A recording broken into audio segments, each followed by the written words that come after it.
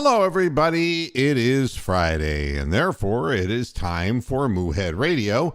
I am your host of Big and Furry Bovine as I sit by myself in my studio.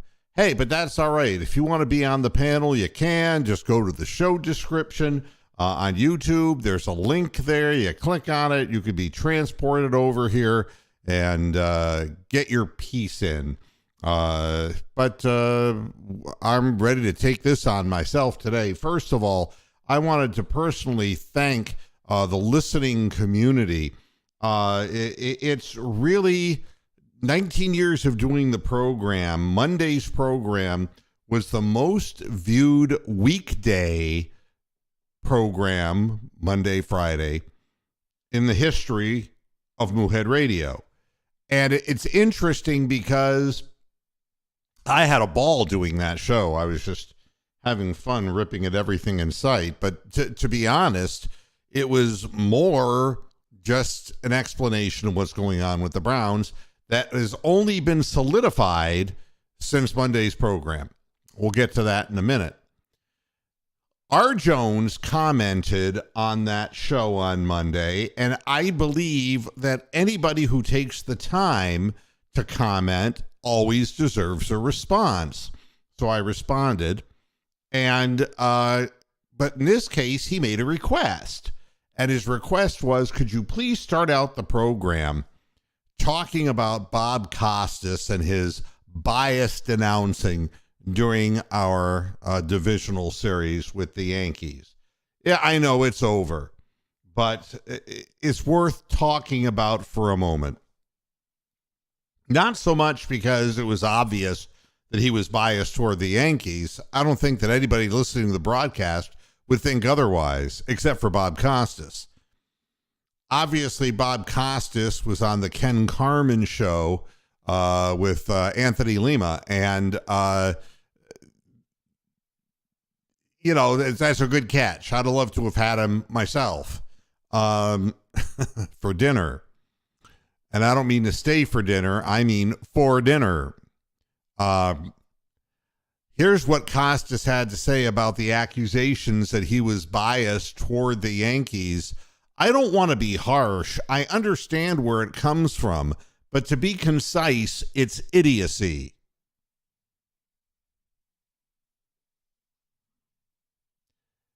But the worst part of it was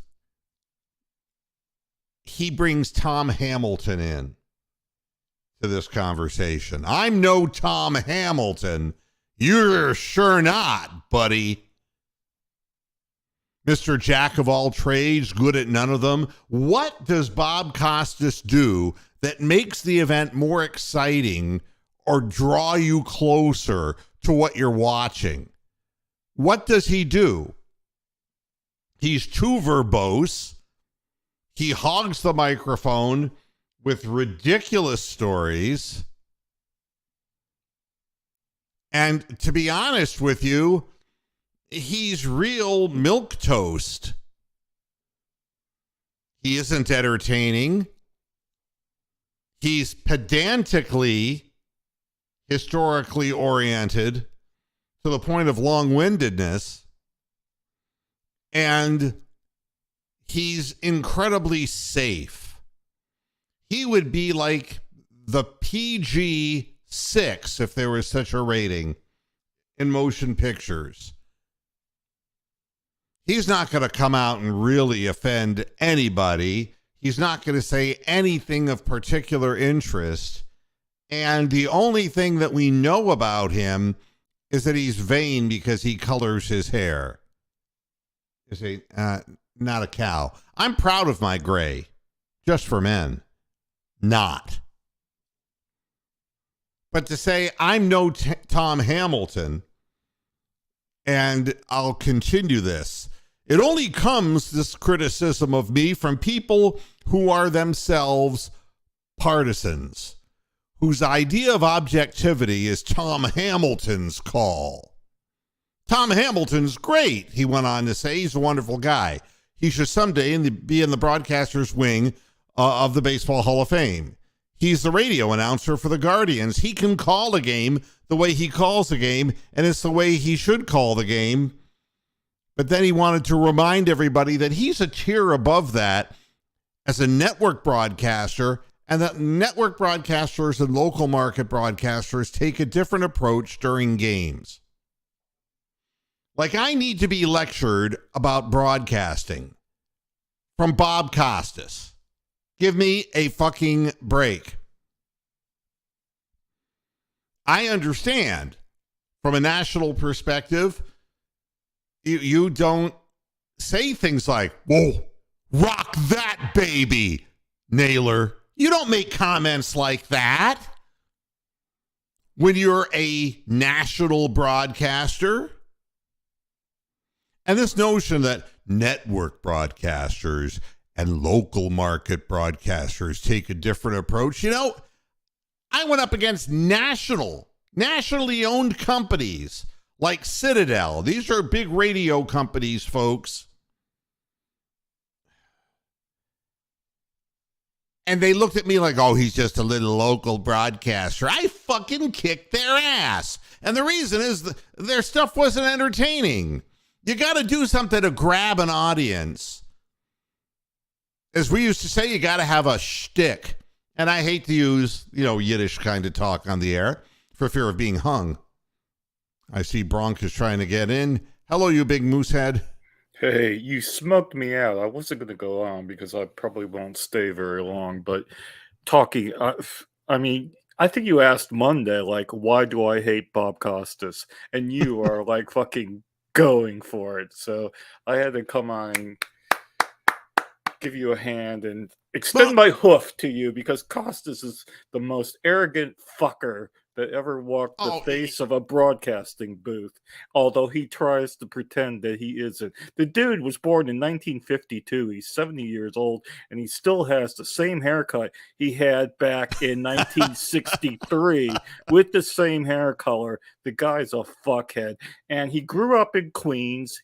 He doesn't say that to people. He's like Mr. Genki through and through. He probably's got a 1952 Mickey Mantle rookie card somewhere stashed away in his house. The guy's a fuckhead and deserves all the abuse that he gets. Fuck. Yeah. Fuck here's you. The rest of his quote. Here's what network announcers root for: good games and good events. And I'll say no. And let me explain. You work for somebody. And, the thing that was beautiful about working for me is that the disc jockeys were allowed to say what they wanted to say. If they ended up saying something that was just way, way, way overboard, I'd call them into my office and say, funny as fuck, but don't do that again because we could get in trouble. All right. So I'll give you an example. Ian Richards, my midday announcer in Flint, Michigan. Oh, my God. He comes to the United States from the BBC. He worked for the BBC. Guy was really a wizard at audio and just radio production. Right. And he had a wonderful voice with a British accent, which makes him more believable than everybody else because automatically Americans believe, British accents. Oh, I do all the time. Yeah, I think it's a natural thing. Hey, to Double P, you're on the air with us. But the thing that's now I lost my train of thought. What was I saying? You're talking about some guy from the BBC who. Yeah. So he's on like his first day, and he plays Black Cat by Janet Jackson. All right, if you remember the song. And I'm in my office, and there's a little speaker so I can hear what's going on in the station. And he comes on and goes, CK105, Ian Richards. And that was Janet Jackson and a dirty black pussy. Now, and I'm looking at the phones like, I'm afraid that, the fucking FCC is going to call and they're going to yank my license, right? He could have said anything. CK105, I'm Ian Richards, and your mother can go get fucked by a cow, or whatever it might be, or a bull, I'm sorry. And, but as long as he was saying it in the British accent, people are like, oh, how civilized. But there's nothing wrong with personality elements. But when you're a network broadcaster, you are working for a greater master. All right. Yes. There's a reason why Costas was only allowed to do play-by-play for the Yankees Guardians series. And it's because, we'll just shove him back on the pre and post game show or whatever. But, but let's let him do his Yankees, his Yankees. We want to pimp the larger market. I get it. That's the way. I mean, it's all about cha-ching. It's all about money. So really, don't tell me it's idiocy, Bob Costas. Just acknowledge that you're working for a company that wants to squeeze every last dime out of the product. It's more important that the big market team moves on and that you say what they want you to say, and that makes you a whore, okay? Yeah, totally. That's what it makes you. It makes you not an announcer. It makes you a whore. Now, Tom Hamilton, I met Tom Hamilton at spring training many moons ago. And he and I had one of the nice sit-down conversations. And, of course, I was nobody at spring training. And they don't know I was a guy saying he was a cow doing a podcast when there were barely any podcasters at all. And he and I sat down. And, I was going to tape the interview. And it's like, I don't want to, because I want to tell this guy, I did for my life's work what you're doing. We're both doing the same thing. And we just had this great radio conversation, like two guys who were in the business talking about the business. Yeah, and you talk about things that you can't possibly reveal to other people, which is fantastic. Yeah, and, he's not only a nice guy, he didn't know who in the hell I was, but immediately as we spoke, he knew that we were both in the same business, and he just was a great guy to talk with. And I'll say this about Tom Hamilton, because being a good person to me is more important. Hi, Coach Wilson. Howdy. Welcome back. And, being a good person is important and the most important thing to me. And I wouldn't say a guy was a really good announcer unless I believe he's a really good announcer. And all you have to do is take a look at Twitter when the Guardians would win a late inning contest, especially a ninth inning, when there were 13 of them this past season. And everybody would say, and it didn't matter that Matt Underwood and Rick Manning and Andre Knott were doing the games, and I got nothing. Well, Underwood. All right, but we won't go there. Rick Manning got better through his years, and Andre Knott, I don't know Andre, so I really, although right now I wouldn't call him Andre the Giant, but I would say that he's, I'm not sure that he and Manning completely get along off camera. Be that as it may, that might be a running joke. That's cool. But, when everybody on Twitter is saying, I want the hammy call, give us the hammy call. Yeah. How many people do you know that live in Northeast Ohio who can get the signal of the Indians network or the Guardians network and will listen to the audio while watching the game with the volume shut off just to get Tom Hamilton's call? Yep. That's how I got the games. I used to pay for MLB audio and just listen to him or, sometimes the other announcers, I'd be the first. I'd be the first person to admit that, I want to hear enthusiasm because I cheer for the team. Yeah. But if it's the only broadcast I can get, they make sure that there's no local broadcast of the Major League Baseball playoffs. All right. Yeah. And so I can't get that. I live in Florida. I can't listen to Tom Hamilton. Correct. I don't have that option. So instead, I'm stuck with fucking TBS, and I'm screwed over with Bob Costas. And I have to listen to him repeat how many times New York's the better team and all of that. Now, there's something else I want to say, because there are people who I don't care for in the business. Mike Francesca is one of them. Mike Francesca is a New York-based radio personality. And he was pissed off at Costas. But not because he somehow just hated Costas because Costas was talking too much. I have to agree with him on that. But here's what makes New York fans. Here's this quote. This is Mike Francesca. Costas, who will not be quiet no matter what. He thinks, I guess, that every word is golden because he will just not shut up. Everything's a history lesson. We don't need a history lesson every 2 seconds. Everybody's a Yankees fan. They understand Yankees history. They know it backwards and forwards. This is not a history class. It's a baseball game. Everybody's a Yankees fan. Everybody should let a Yankees fan sleep with their wife. Everybody should give free food to Yankees fans. Every Yankees fan should not have to pay taxes. Anybody from New York is smarter than the people outside the state boundaries. We are a cultural center, and you are a bunch of fucking hicks in the heartlands of the country. That is New York. It is, totally, 100%. Well, I got something for Mr. Francesca who, and I'll do it utilizing an old character who hasn't been around. What, your New York guy? The New York guy. The New York guy. A bit like Andrew Dice Clay for people who remember him.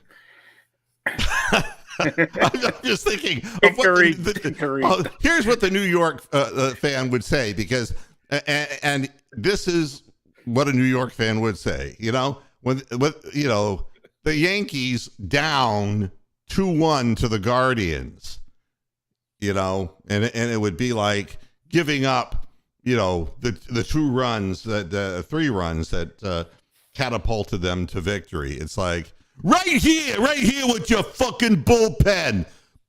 Fucking Aaron Boone. I got a hard on for you, buddy. This is the mentality.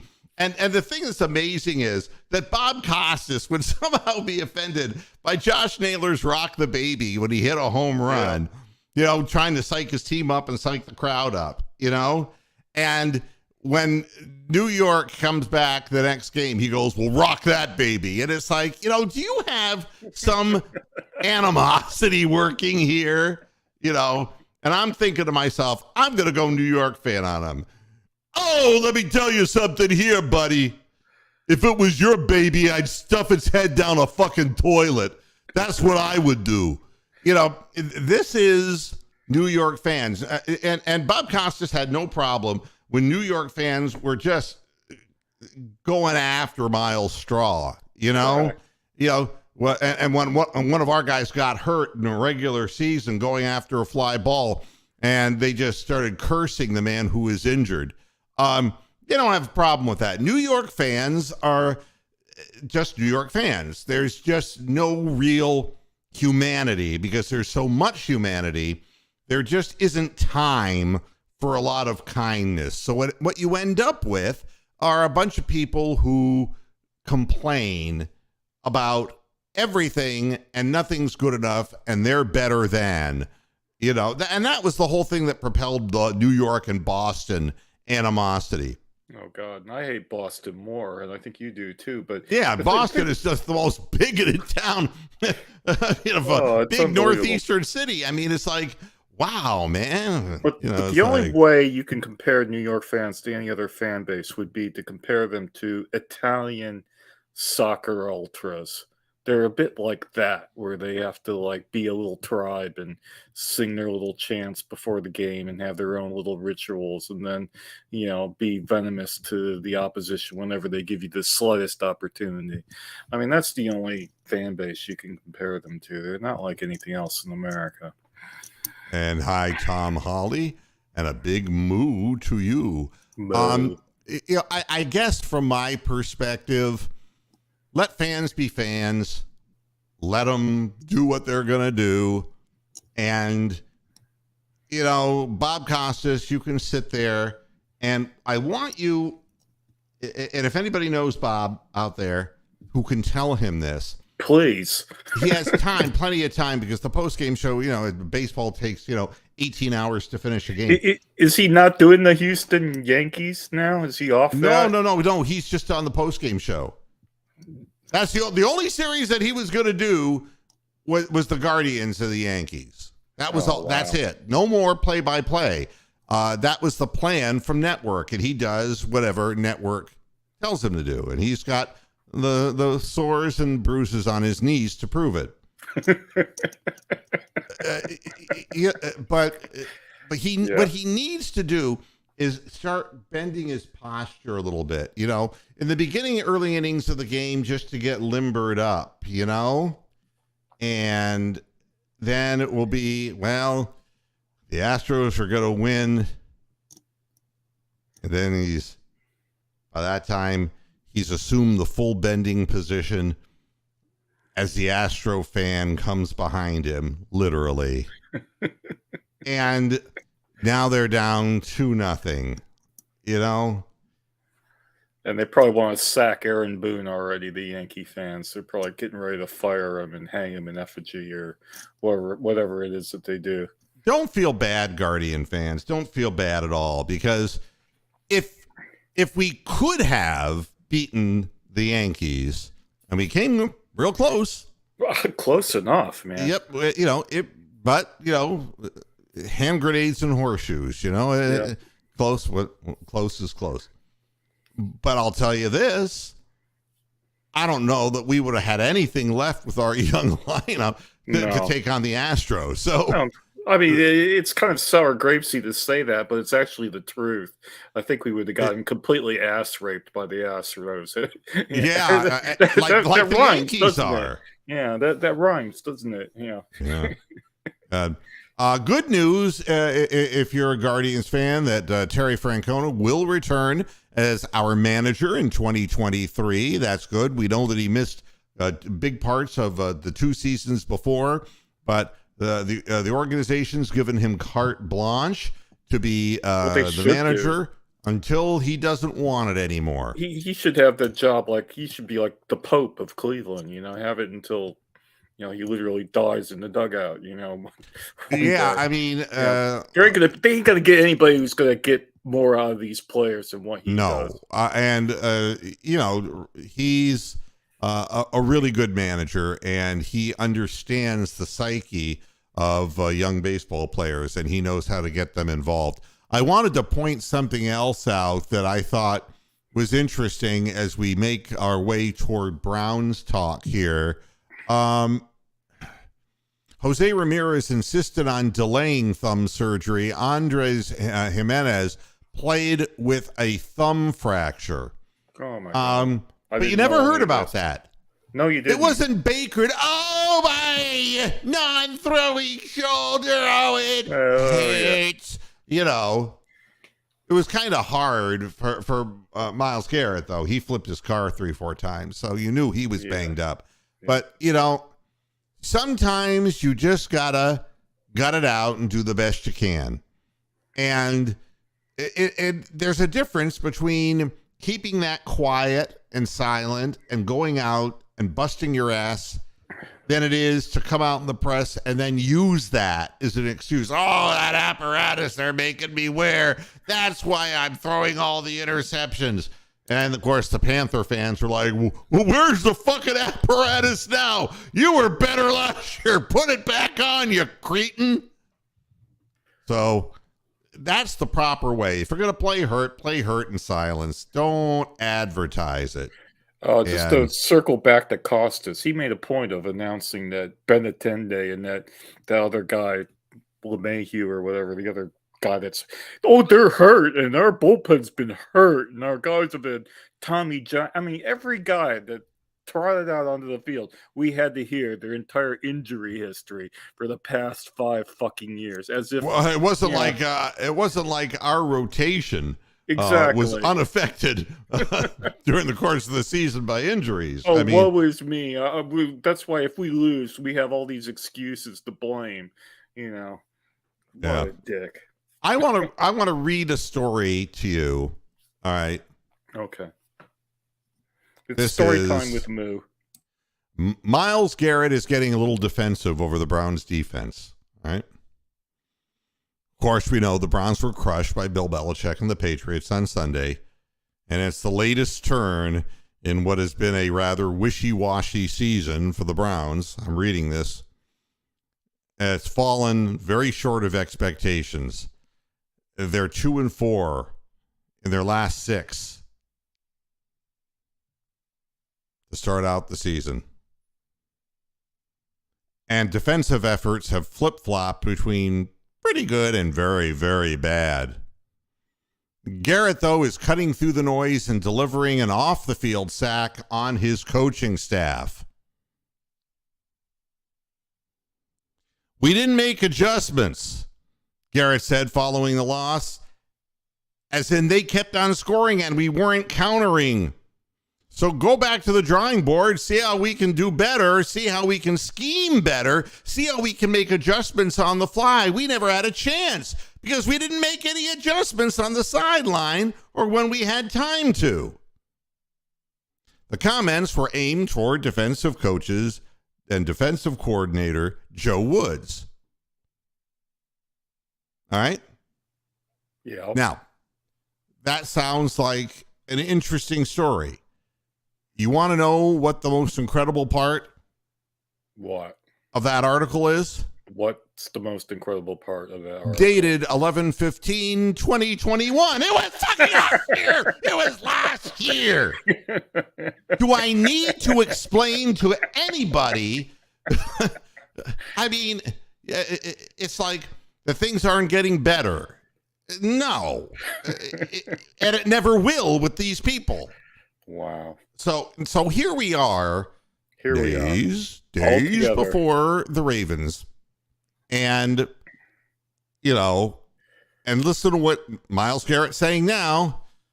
Effort isn't the problem. Being where we are supposed to be is the problem. Wow. That's his quote. All right. Earlier, John Johnson III, The third. basically, Make sure you say the third all the time, dude, because we might confuse him with other John Johnsons out there. or Thurston Howell. Thurston Howell the third. King. You know, King I just Charles want to III. say, I don't know what these young guys are doing out there, Lovey.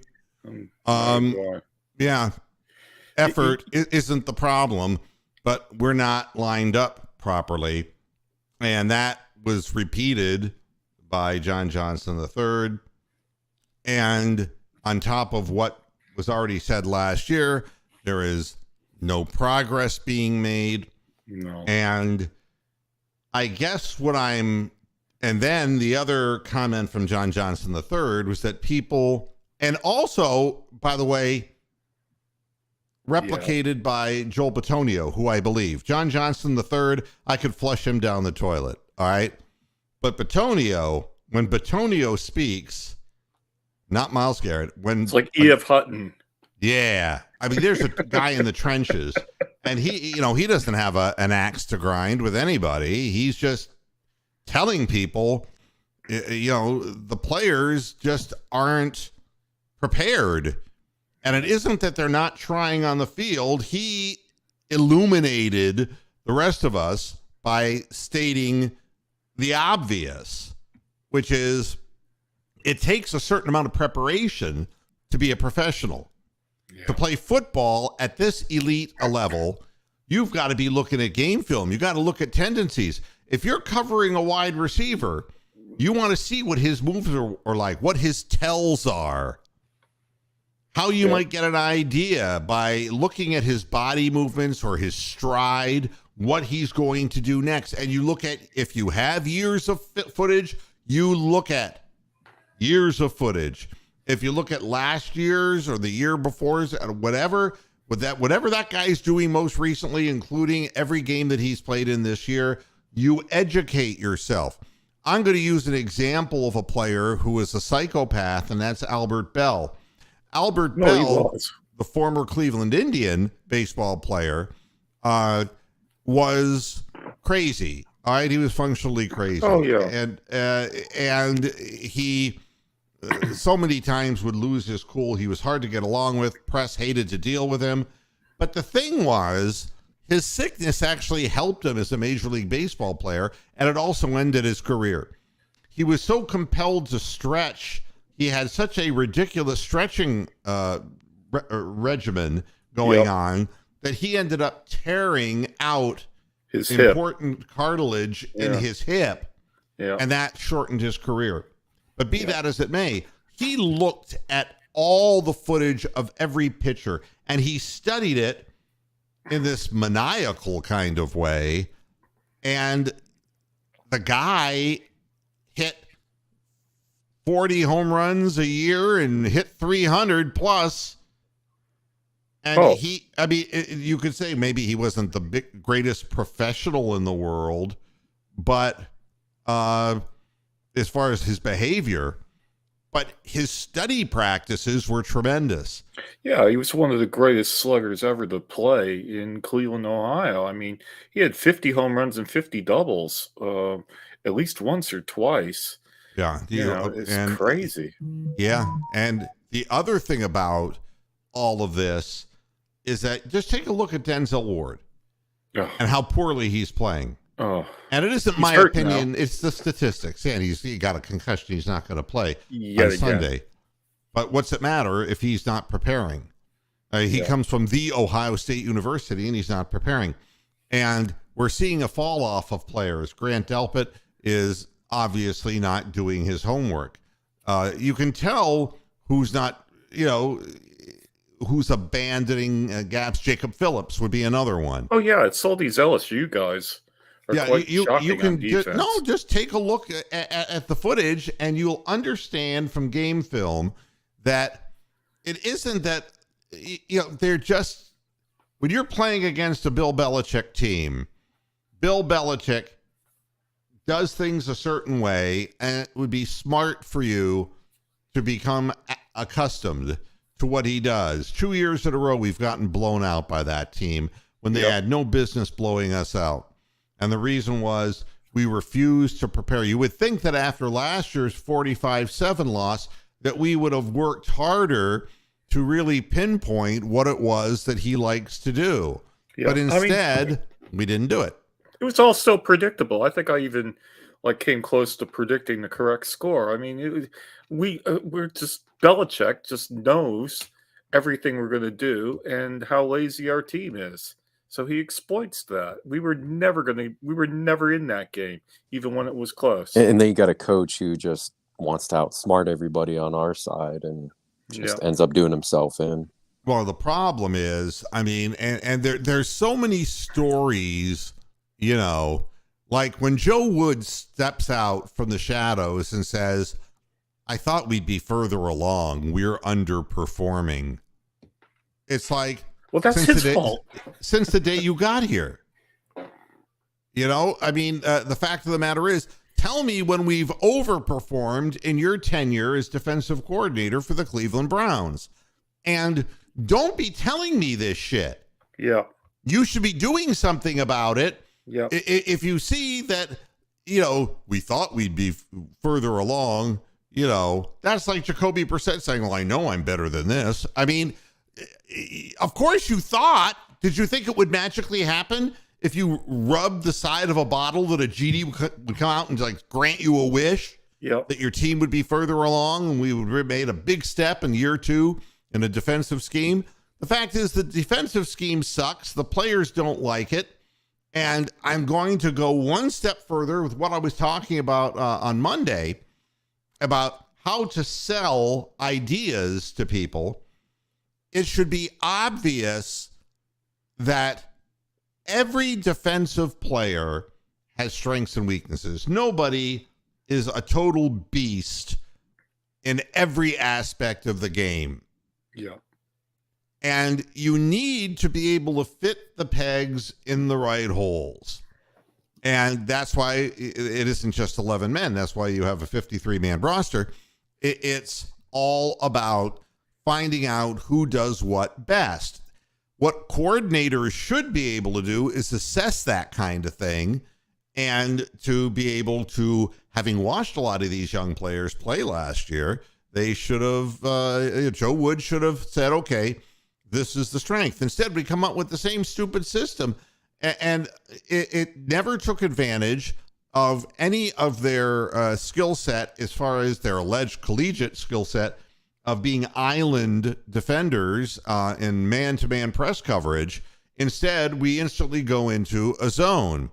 Now, if the reason that we instantly go into a zone is because Denzel Ward and the rest of the gang are just not boning up on their homework, then there's Kevin Stefanski. I mean, where is the last line of defense as far as, it should be the head coach. Yeah. The buck stops here. And he's got to step in and say, if you don't start studying the opposition and learning the nuances of this game, you just can't play here. Yeah. I'm sorry. That's the way it works. And if you refuse to do it, I will refuse to play you. I don't know if you saw what was happening with the New York Jets, but Robert Saleh, he just sat down a wide receiver. Wow. He just sat his ass down. Elijah Moore. Okay. All right. And he's a guy who was second round pick. He was a guy who actually had 43 receptions last year. And they looked at him, about a 12, 13 yards per catch guy, as being able to make a year two jump. Well, it didn't happen. And Robert Saleh took over, and Elijah Moore was complaining because he wasn't getting enough playing time, enough snaps on the field. So Robert Saleh just said, good, then sit down. You have 16 receptions this year. If you want to be on the field more often, work harder at it. But for now, grab some bench. And you want to know what else that Saleh did? What? He said, we're not going to trade him. We're going to sit his ass down and see if we can turn a child into a man. Wow. That's what it comes down to. And you're wondering why the Jets are 4-2. Why they beat our ass, even though we should have won that game. Because no bullshit. Yeah. There comes a point where you just have to say, hey, this isn't acceptable. And you don't make the rules around here. And the rules are you watch game film and you study hard. And if they're jerking off and going through the motions and not paying attention, that's what you do to them. You sit their ass. There are hungry guys who want to play in this league. There really are. Yeah. And this is why I recognized that the quit,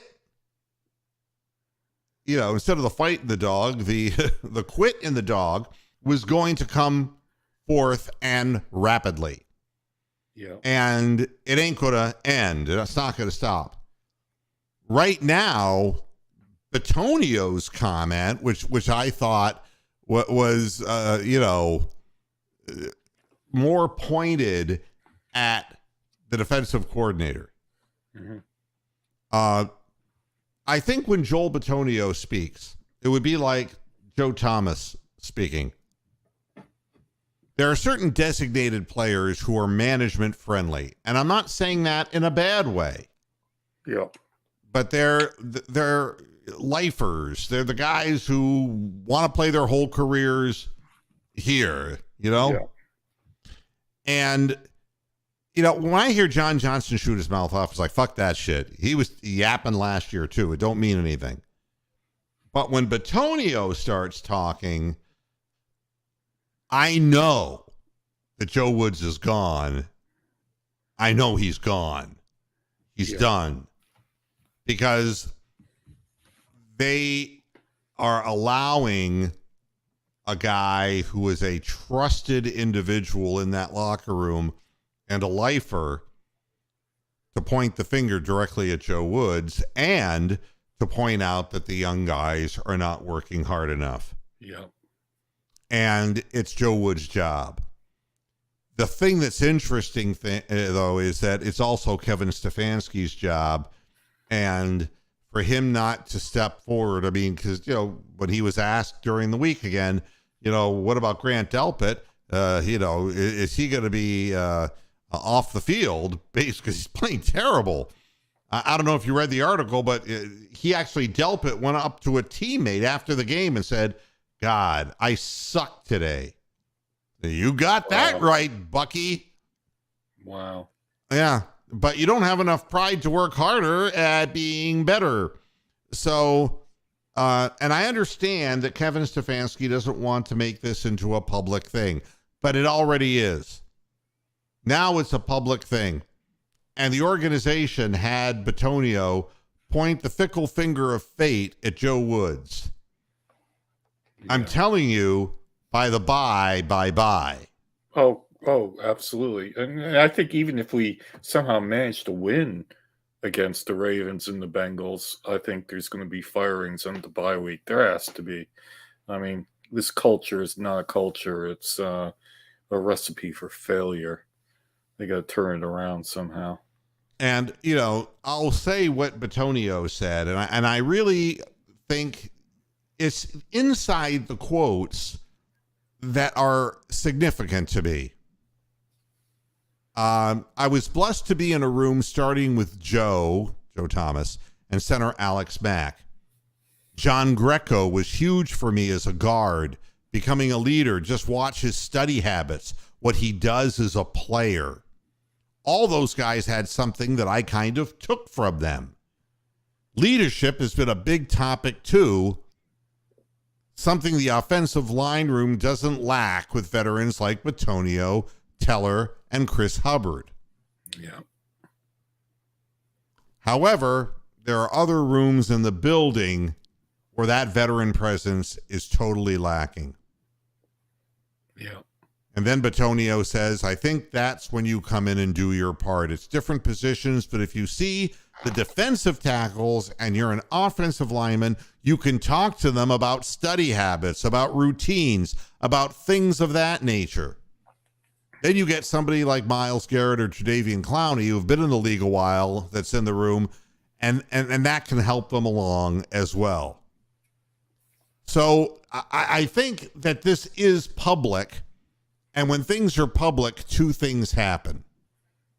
One is management is just saying, we're preparing They're floating for the departure of the defensive coordinator. Yeah, they're floating a balloon out in the world that says that's right. X. That's right.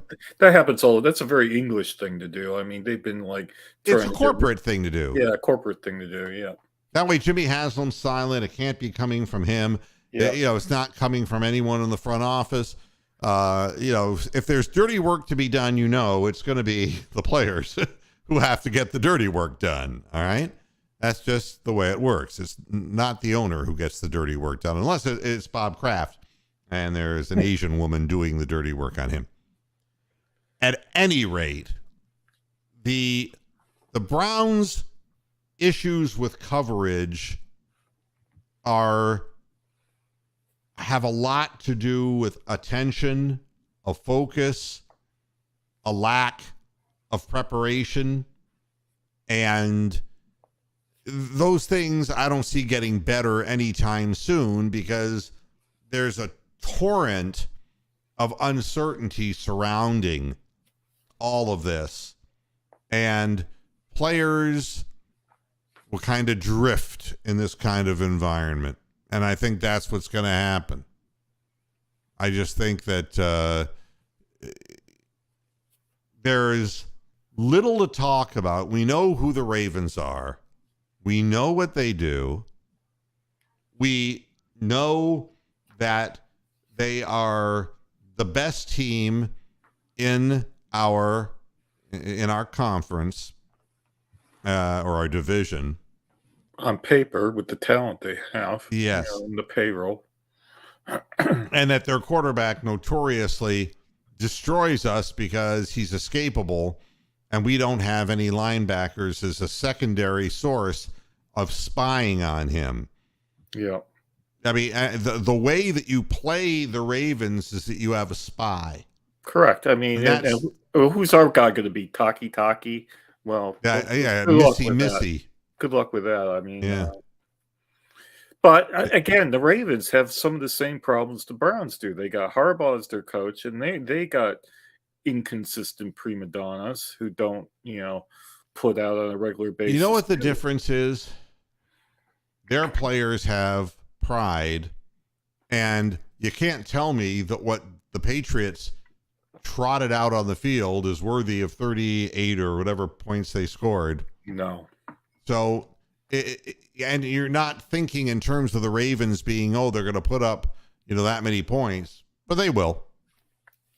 And he's already said it. See, the thing that's amazing about Lamar Jackson, besides that he is exceedingly athletic, is that they're underperforming, but he's saying, we're going to put on a show. Wow. We're going to put on a show against them. Well, I mean, who can't dance on a corpse?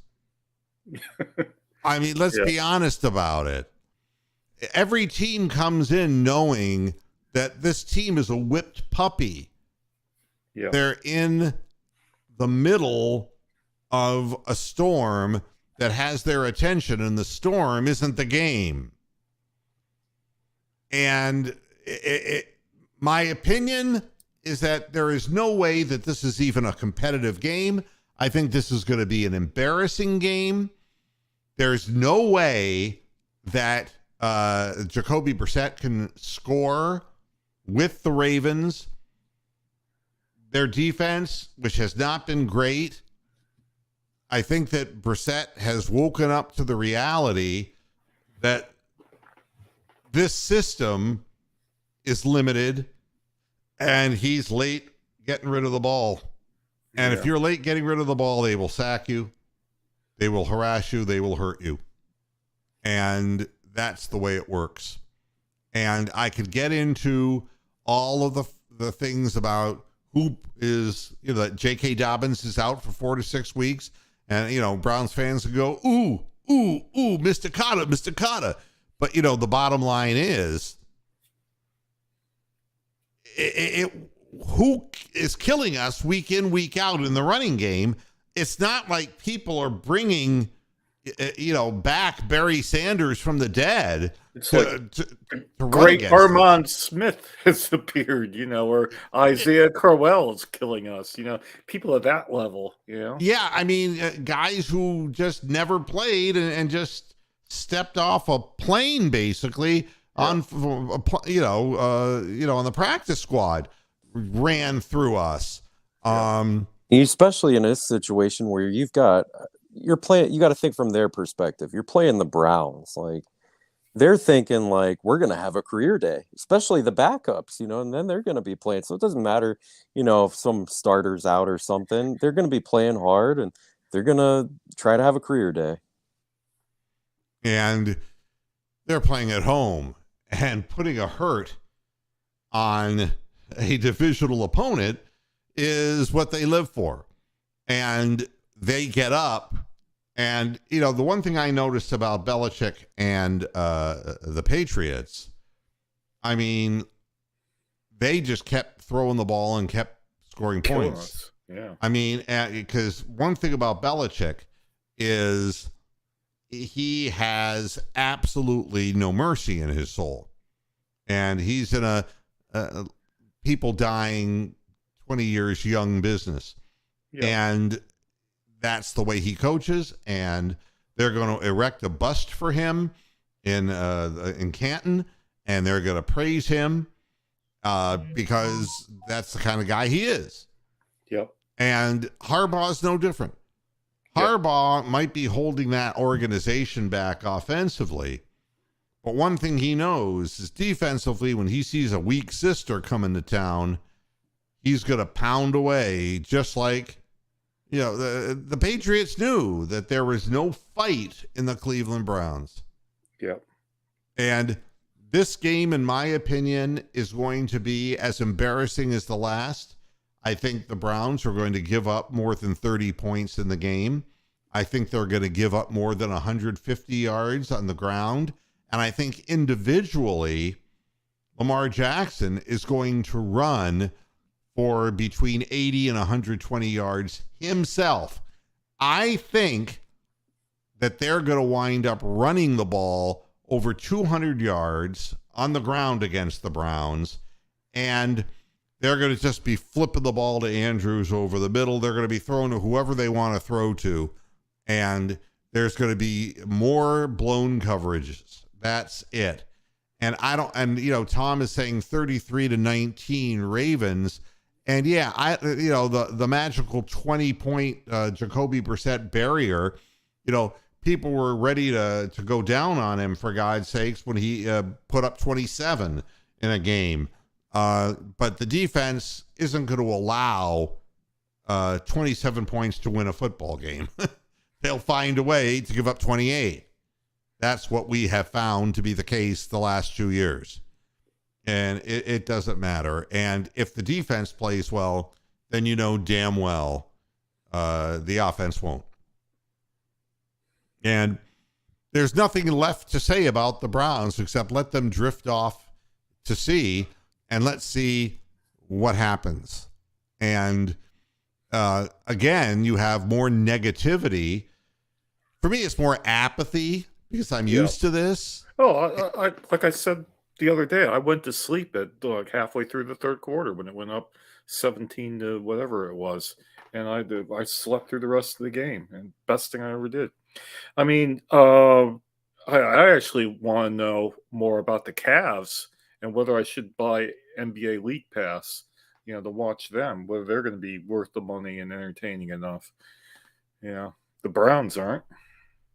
Well, I was going to take the last minutes of the show to talk about the Cavaliers.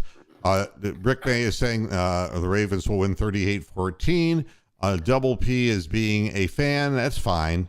23-20. I'll believe that when I see it. And Amsterdam is saying that the Ravens will win 31-10. What the hell? I'm just telling you, they're going to score more than 30 points. And there's going to be more than 15 points separating the two teams. I think that whoever gets turnovers in this game are going to convert them into touchdowns. Well, we don't get turnovers. Exactly. So I think the Ravens will probably get 2 or 3 fumbles off of us and 2 or 3 interceptions, win 41-13. Now, as far as the Cavaliers are concerned, I have never seen a game 1 that was played like a playoff game until the Toronto game. Wow. And I watched the whole game, and not a second away from the screen. And the officiating was fourth quarter, all guns ablaze for the Raptors. The Raptors were playing grab and hold, reach in kind of defense. Cavaliers were turning the ball over. The Cavaliers didn't defensively rebound, and they gave up too many, especially at the beginning of the fourth quarter, far too many second and third chances. And they were still winning the game in the fourth quarter, but when they gave up those rebounds, it was like the quickness and the aggression of the Raptors took over, and they hustled hard and got the benefit of the doubt on a couple of real major calls. Plus, they blinded Darius Garland, who has got a laceration on the inside of his eyelid, was bleeding all over the floor.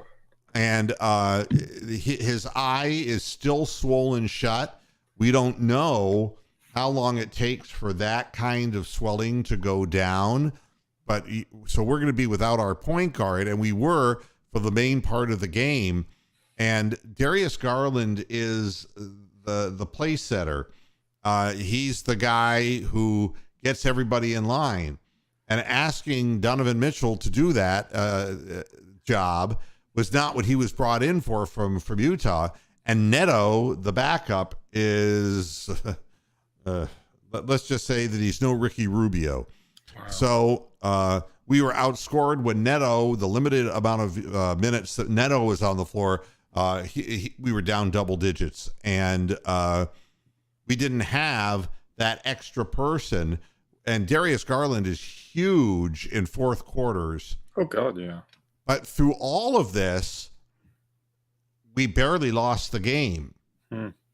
And I will tell you this, that the lack of familiarity as far as Donovan Mitchell in this system and the movement of who's going to be the starting three on this team. And, I think Bickerstaff was running in a lot of people and then losing his point guard. I think that there's an opportunity for the team to get better. And my feeling is they're better than the Raptors. The Raptors played as hard as they could and really got into a push and shove battle.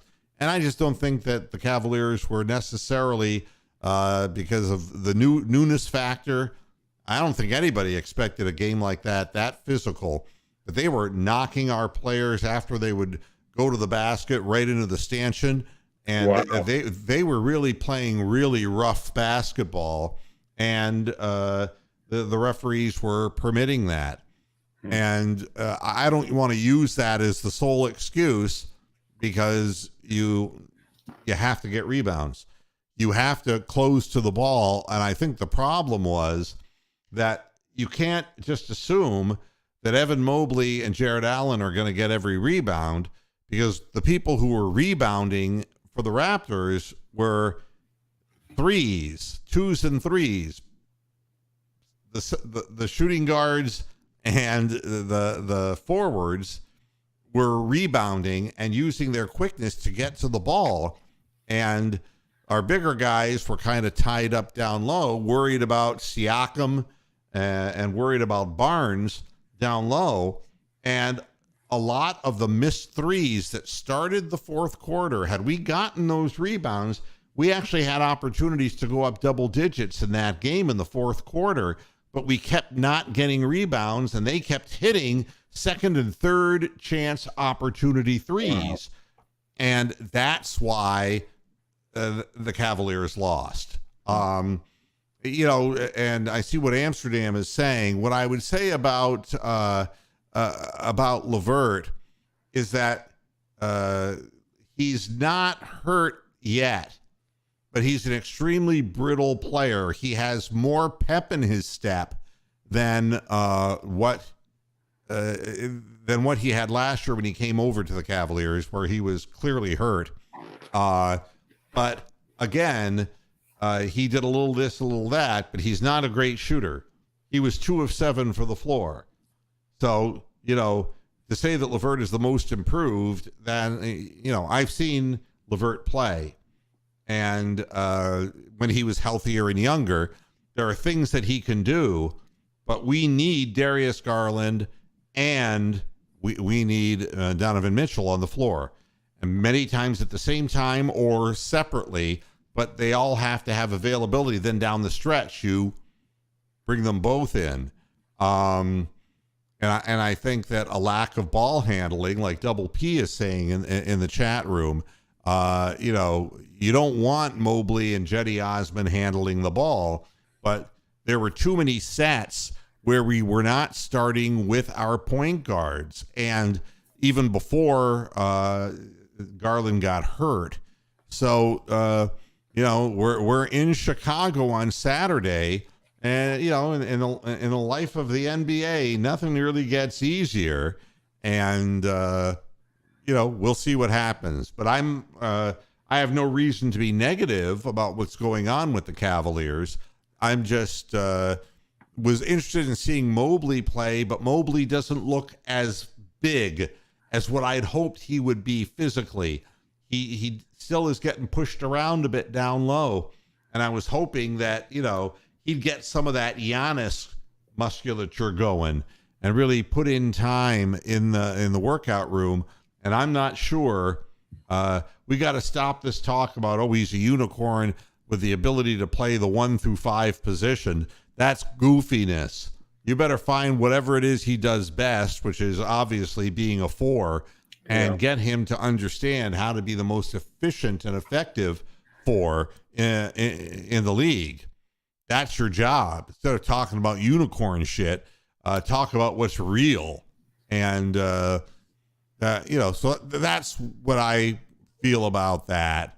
And I'm trying to see if there's anything else. Well, Christian McCaffrey was traded, and then the Panthers GM comes out and says, that doesn't mean we're tanking. And so I turned it off.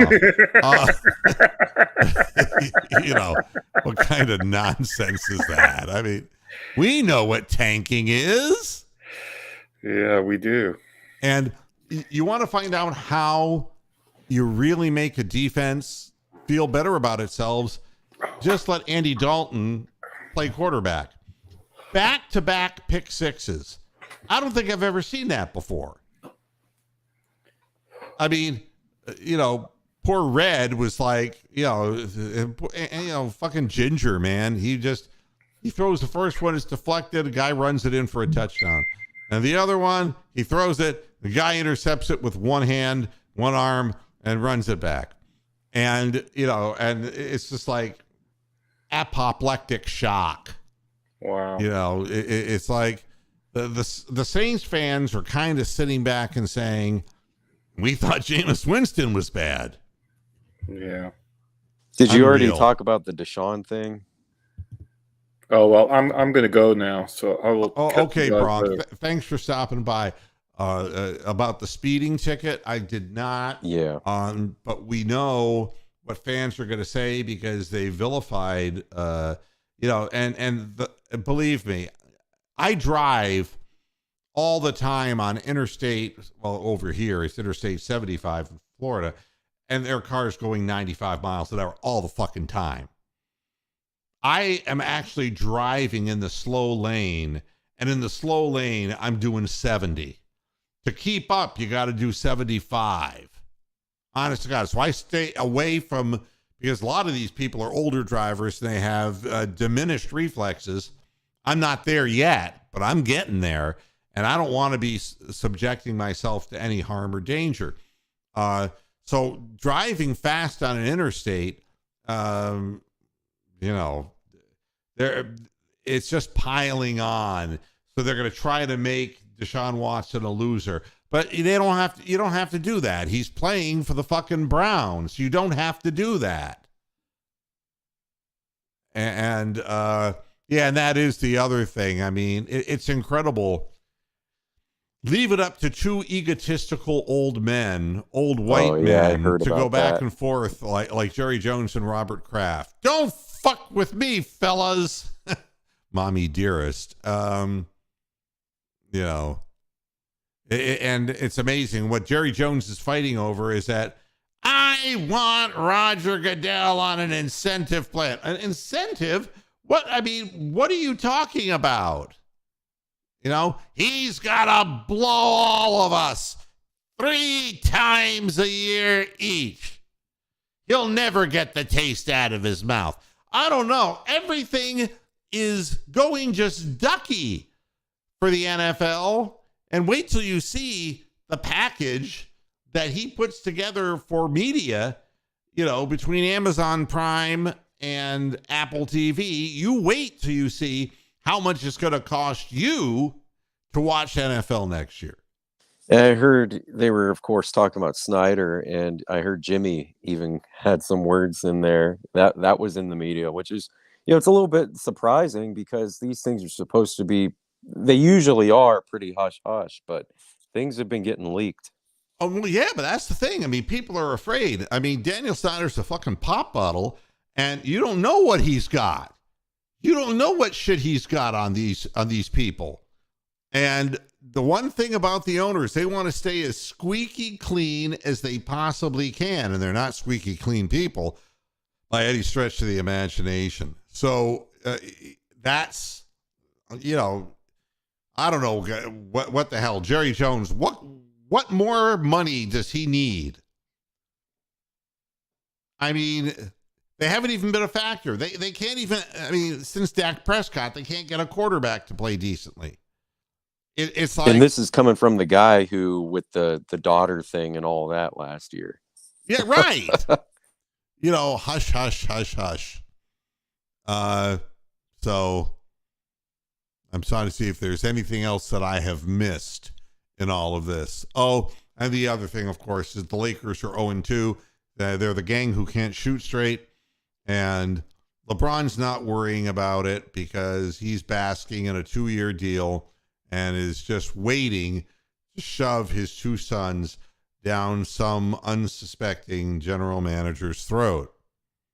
I can come to you when I'm 41 years old and in a wheelchair.